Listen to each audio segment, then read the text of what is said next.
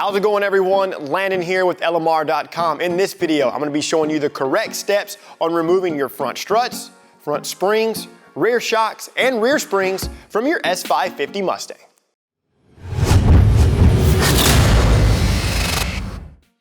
To begin the disassembly, support the car via a lift or jack stands. Remove the front and rear wheels.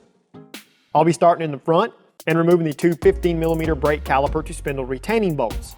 Once the caliper is free, position it on the rear of the K-member. Remove the brake rotor and set it aside.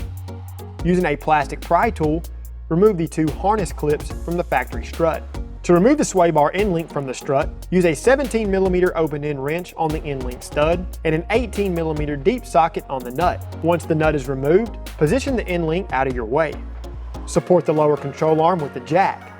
Loosen and remove the two 24mm strut to spindle retaining nuts.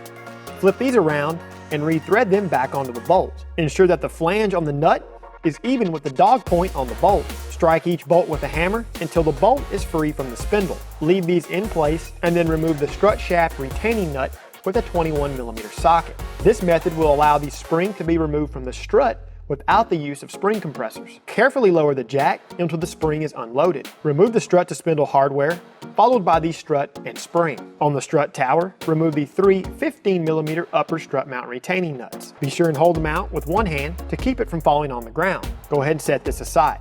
If you are replacing the entire strut assembly, simply loosen and remove the three 13mm retaining nuts that secure the upper strut mount to the strut tower. Then you can remove the strut assembly from the car. Moving to the rear of the car now. Remove the upper shock hardware with an 18mm socket. Now, remove the lower shock hardware with a 15mm socket. Compress the shock a little bit and then remove it from the car.